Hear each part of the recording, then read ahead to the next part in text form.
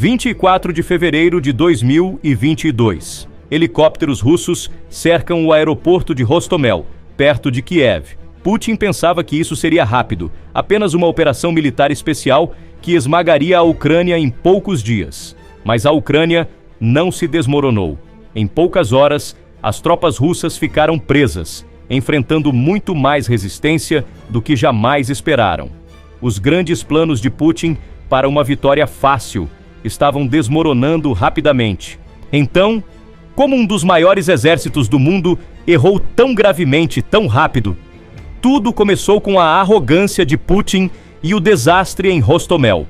O aeroporto de Hostomel, conhecido como Aeroporto Antonov, em homenagem à antiga empresa soviética Antonov Airlines que o opera, é um campo de aviação militar e de carga localizado em um subúrbio a apenas 10 quilômetros a noroeste de Kiev. Isso o tornou um alvo único para a invasão russa devido à sua proximidade com a capital ucraniana e à capacidade de receber grandes aeronaves de carga, ideal para aviões militares transportando soldados e equipamentos russos. Antes de continuar com detalhes, não se esqueça de se inscrever no canal, dar like, dar seus comentários. Vamos continuar. Na verdade, o aeroporto de Hostomel é a base do que foi a maior aeronave do mundo, o An-225 Mriya, que significa sonho. Isso faria do aeroporto uma base perfeita para uma ponte aérea russa, conectando a capital ucraniana à Rússia, de onde mais forças poderiam ser enviadas ao país conforme necessário. Além disso, como Kiev está localizada relativamente perto da fronteira com a Bielorrússia, este país seria utilizado como base não oficial para a equipe de ataque inicial. Como prelúdio para uma operação que se transformaria em uma batalha, a primeira ordem do exército russo foi tornar Hostomel acessível pelo ar. Às 7 horas, apenas 1h30 após o anúncio, o controle do aeroporto e as bases militares próximas foram alvo de vários mísseis de cruzeiro Kalibr. O objetivo do lançamento era desativar os radares entre a Bielorrússia e a Ucrânia, que serviriam como um sistema de alerta antecipado e comprometeriam a operação. A extensão do ataque com mísseis é desconhecida, mas acredita-se que os sistemas não foram danificados o suficiente para sair de operação. Às 9h30, os militares russos na Bielorrússia iniciaram a primeira onda do ataque. Um contingente de cerca de 200 a 300 soldados russos, acreditados serem da 31ª Brigada de Assalto Aéreo da Guarda, da 45ª Brigada Spetsnaz da Guarda e da 11ª Brigada de Assalto Aéreo da Guarda, todas unidades de elite de paraquedistas ou forças especiais, embarcando em 34 helicópteros de transporte e ataque, Mi-24, Mi-8 e K-52, no aeroporto VD Bolshoi Bokhov, perto da cidade de Mazir, 160 quilômetros ao norte de Kiev. Os helicópteros sobrevoam os rios Pripyat e Dnipro, este último fluindo diretamente para Kiev. Para evitar os radares ainda funcionais, as forças russas lançam aeronaves de distração e começam a usar programas de interferência. Mesmo assim, os helicópteros não arriscam e voam bem próximo à superfície do rio, tentando permanecer abaixo do radar. Seus esforços são bem-sucedidos, e eles chegam à usina hidrelétrica de Kiev, ao norte da cidade. Somente então as defesas aéreas ucranianas detectam a força invasora e abrem fogo, derrubando um Mi-24 e danificando um K-52. Este foi o primeiro erro que o Kremlin cometeu logo no início da operação. Acreditava-se firmemente que as forças ucranianas moveriam a maior parte de suas defesas para o leste e que as tropas locais não ofereceriam resistência às aeronaves invasoras. As tropas russas não estão equipadas para um combate prolongado, especialmente no meio de território inimigo, com reforços russos a caminho apenas por via aérea.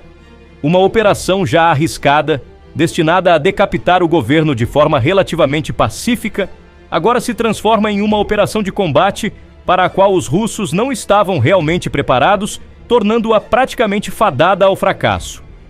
Mas os helicópteros invasores não têm como voltar atrás, e Putin está completamente comprometido com o objetivo. Com 2 aeronaves abatidas, as equipes de invasão russas chegam ao aeroporto às 10h30. O time inicial russo superaria em número as defesas ucranianas, posicionadas no aeroporto de Hostomel. Estas eram compostas por 20 soldados no extremo noroeste da pista, operando um canhão antiaéreo Zu-23-2 e protegendo o radar do aeroporto, além de 180 homens no extremo sudeste da pista, perto dos alojamentos, armados com rifles e lançadores portáteis de mísseis antiaéreos 9K-38 Igla. Além disso, os ataques iniciais de mísseis russos miraram no radar e nos alojamentos, mas falharam, deixando os soldados em estado de alerta máximo.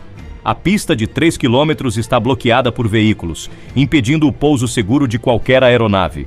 Os defensores locais são da 4ª Brigada de Reação Rápida da Guarda Nacional, treinados pela OTAN. No entanto, embora esses homens tenham recebido treinamento de primeira linha, eles não tinham experiência. O exército ucraniano já previa uma invasão russa, mas acreditava que ela ocorreria na área de Donbass, enviando assim a maior parte de suas unidades de elite para lá. Portanto, a defesa do aeroporto Antonov ficaria a cargo de 200 soldados por pelo menos algumas horas, até que reforços pudessem chegar de Kiev. Os russos começaram a planejar uma missão de pouso às 11 horas. Devido à falta de preparação para uma força de defesa e a pista inacessível, os helicópteros se dividem.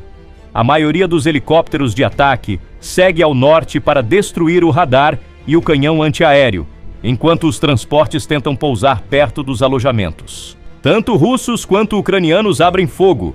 Quase imediatamente, os russos começam a sofrer baixas. Helicópteros são atingidos por foguetes antiaéreos, com 2 caindo na própria pista, criando ainda mais destroços e tornando-a ainda menos acessível. Abater o primeiro K-52 com um Igla aumentou a moral dos conscritos ucranianos na Guarda Nacional, incentivando-os a lançar tudo o que tinham contra as aeronaves. Mais 2 helicópteros seriam abatidos pelas forças ucranianas, desta vez fazendo pouso forçado fora do aeroporto. No entanto, os helicópteros de ataque criaram tanta pressão sobre o exército ucraniano que começaram a ficar sem munição e foram forçados a recuar. Os russos aterrissaram e desembarcaram os helicópteros no lado norte da pista e tomaram o canhão antiaéreo, com os 20 homens que o guardavam se rendendo. O restante das forças ucranianas recuou para o sul, para os prédios residenciais ao redor do aeroporto. Assim, a Rússia conseguiu sobrepujar as defesas iniciais e capturar o aeroporto de Antonov às 13 horas, cerca de 2 horas depois da chegada dos helicópteros. Mas isso seria mais 2 erros que a Rússia cometeria na batalha. O contingente original de soldados não estava preparado para manter o campo de aviação por um período prolongado. As tropas russas nem causaram uma única vítima ucraniana. Enquanto os 20 soldados que guardavam o radar se renderam, os outros 180 conseguiram se reagrupar longe do aeroporto. Além disso, o próprio aeroporto está em uma terra plana, o que praticamente não oferece cobertura para as forças que precisariam se defender do solo. Pior ainda, o exército russo decidiu chamar os helicópteros de volta, deixando apenas o restante dos 300 paraquedistas iniciais para ocupar o aeroporto. Neste ponto, a Rússia estava planejando criar a famosa ponte aérea para Kiev, começando com 18 aviões de transporte que partiram do aeroporto de Pskov, a 500 milhas ao norte de Hostomel, carregando cerca de 1.000 soldados em um voo que deveria durar 2 horas sem obstáculos até a Ucrânia. Outro relatório sugeriu que os reforços somavam até 5.000 tropas a bordo de 41 aviões Il-76, que foram avistados voando no espaço aéreo bielorrusso. Esses reforços seriam mais do que suficientes para sobrecarregar os 180 soldados estacionados ao redor do aeroporto e fazer avanço até a capital para tomar o controle do governo ucraniano. A segunda onda de reforços russos viria por terra, na forma de esquadrões de infantaria mecanizada viajando de Belarus para Kiev.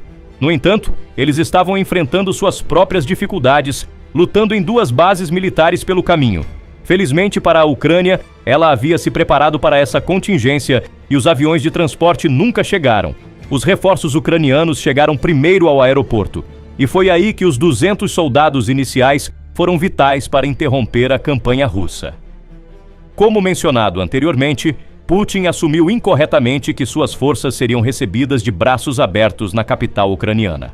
Aqueles 2 horas entre a chegada dos helicópteros ao aeroporto e os soldados russos erguendo a bandeira russa sobre o aeroporto foram vitais para criar espaço suficiente para a Ucrânia montar uma contraofensiva.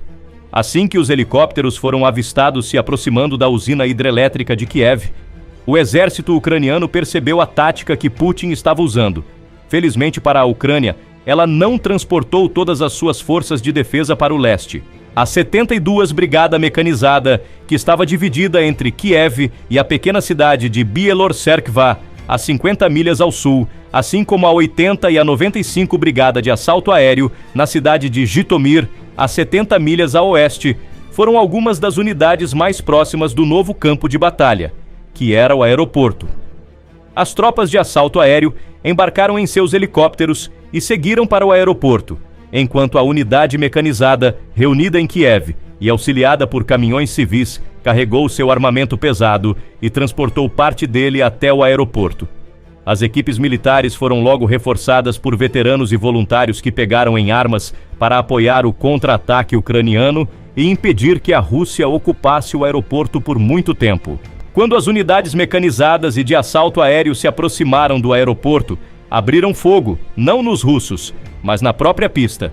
A pista bloqueada agora estava cheia de crateras, tornando-a praticamente inutilizável para os jatos russos, que deveriam chegar dentro de 1 hora. Em vez disso, as forças aéreas russas foram forçadas a interromper a aproximação e aterrissar em algum lugar da Bielorrússia. O contingente inicial de 300 soldados que a Rússia enviou por helicópteros era tudo o que restava das forças invasoras, e eles não esperavam mais reforços via aérea. Sua única esperança restante era a chegada das forças terrestres por estrada de Belarus, as mesmas que agora estavam lutando por corredores estreitos perto de Chernobyl. Às 15 horas, os últimos reforços ucranianos chegaram de Kiev, e as forças russas estavam presas em campos relativamente abertos, com poucos edifícios e cobertura para fazer sua última resistência. Às 15 horas e 30 minutos, o presidente ucraniano Zelensky deu a ordem para retomar o aeroporto, e a luta recomeçou. Para minimizar o risco de baixas, a Ucrânia usou ataques de artilharia para afastar as tropas russas da pouca cobertura que conseguiam encontrar. Os soldados ucranianos no terreno notaram que o que deveria ser as melhores tropas da Rússia, na verdade, não conseguiram ocupar posições defensivas sólidas e foram derrotados de forma relativamente fácil. Sem reforços à vista, as tropas russas estavam praticamente cercadas e tiveram que abandonar sua posição mal fortificada. Às 21 horas, os soldados ucranianos alegaram ter desalojado completamente as tropas russas do aeroporto, forçando-as a se abrigar nas florestas próximas. A 4ª Brigada de Reação Rápida, os mesmos homens que estavam no terreno quando a equipe de ataque da Rússia se aproximou do aeroporto, postaram um vídeo de si mesmos segurando uma bandeira ucraniana cheia de buracos de bala na agora arruinada pista.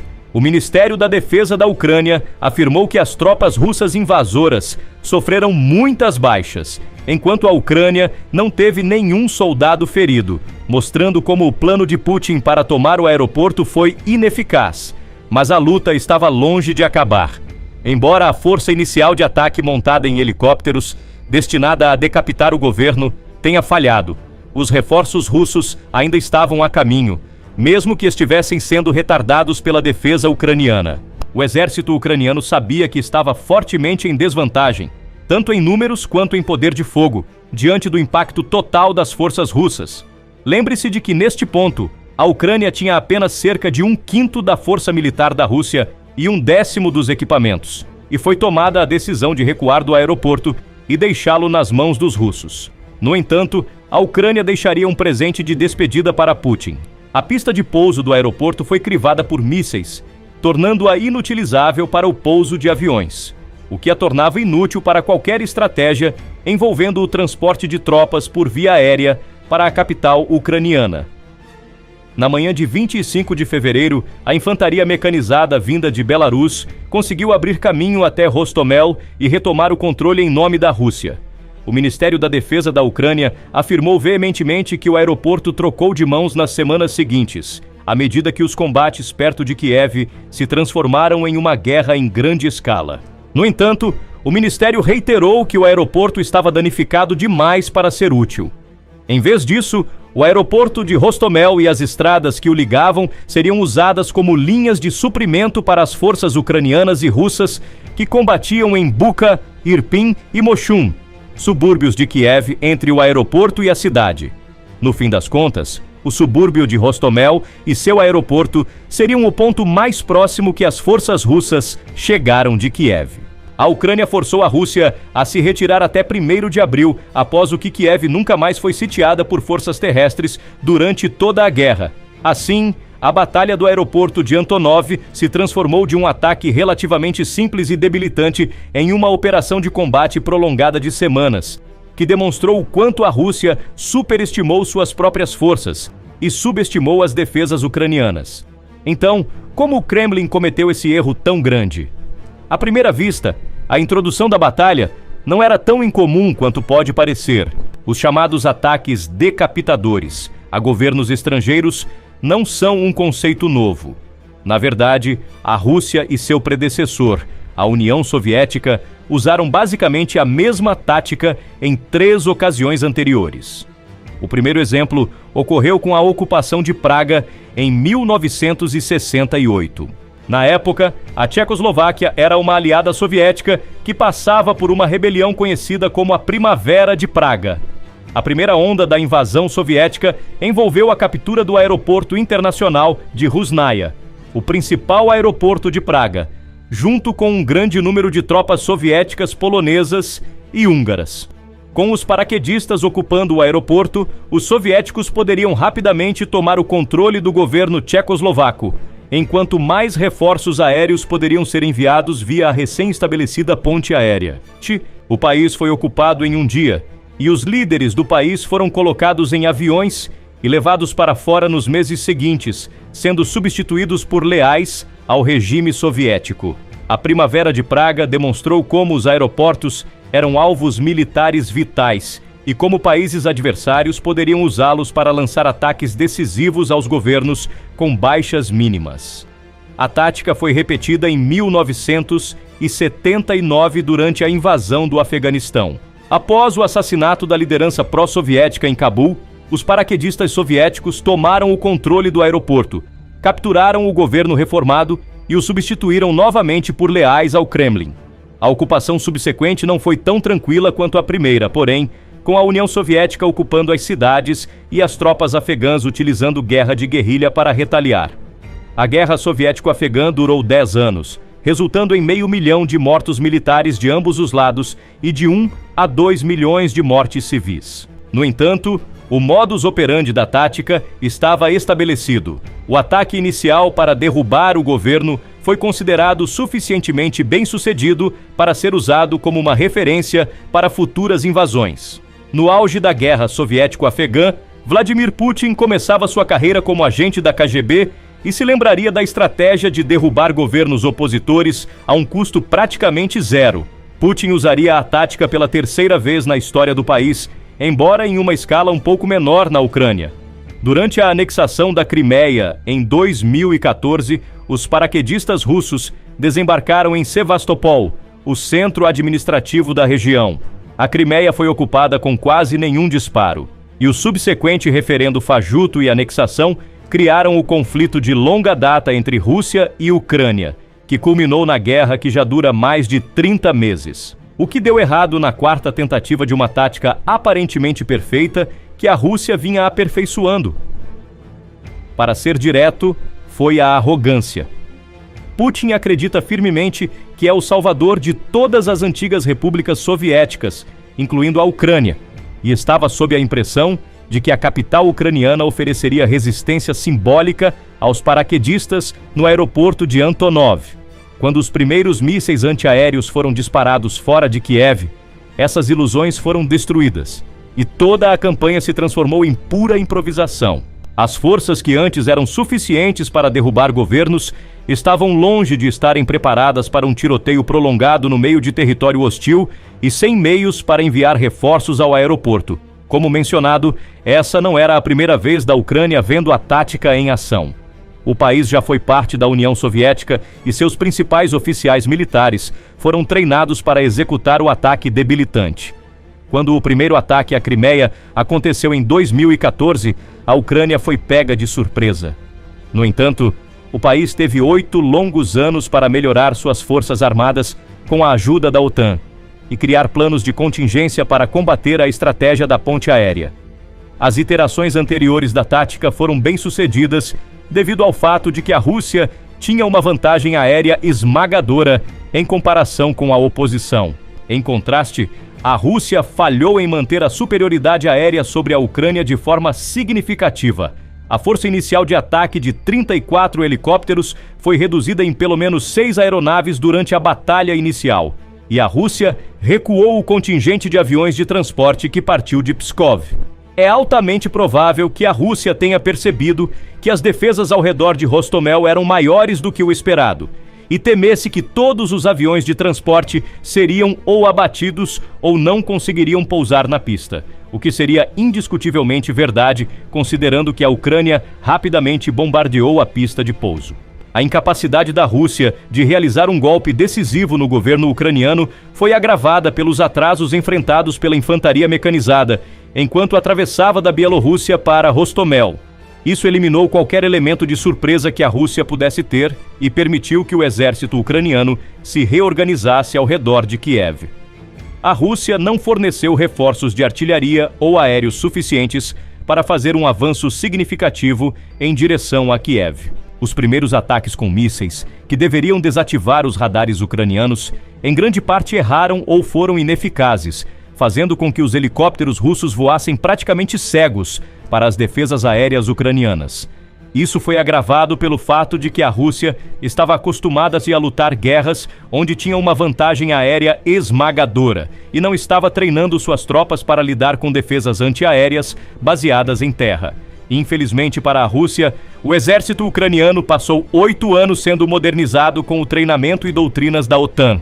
Provavelmente sabendo que a Ucrânia continuaria sendo atacada pela Rússia após a anexação, a OTAN entregou suas próprias defesas terrestres à Ucrânia, confiando no fato de que já tinha uma vantagem aérea esmagadora na guerra hipotética contra a Rússia, já que os Estados Unidos sozinhos possuem uma força aérea maior e mais poderosa do que qualquer coisa que a Rússia possa oferecer. Além disso, a arrogância de Putin entrou em cena novamente quando ele não utilizou todas as forças russas para cercar a cidade e permitiu que o exército ucraniano a reforçasse a partir das linhas de suprimento do sul. A Ucrânia também usou táticas de terra arrasada, destruindo as pontes ao redor de Kiev e liberando as represas dos rios Irpin e Tatariv, todos tributários ocidentais do Dnipro perto de Kiev. Isso inundou as áreas ao redor e alterou drasticamente a paisagem ao redor do aeroporto. As forças russas falharam em se adaptar aos campos de batalha alterados que agora estavam contra elas, e a Ucrânia usou o ímpeto para emboscar as tropas russas em posições favoráveis. Um exemplo disso foi o ataque de artilharia em 27 de fevereiro, que destruiu com precisão a frente e a retaguarda de um comboio de 100 veículos, deixando os russos presos no meio do território inimigo. A batalha em Hostomel ilustra não apenas por que as táticas militares modernas precisam aprender com os sucessos e falhas do passado, mas também por que empregar uma estratégia mais adaptável pode ser crucial nas primeiras horas de uma guerra. O Kremlin, por sua vez, usou uma técnica mais rígida e tentou sustentá-la com uma abordagem padronizada que já havia utilizado 3 vezes antes, mas a Ucrânia se adaptou à operação e frustrou a ofensiva.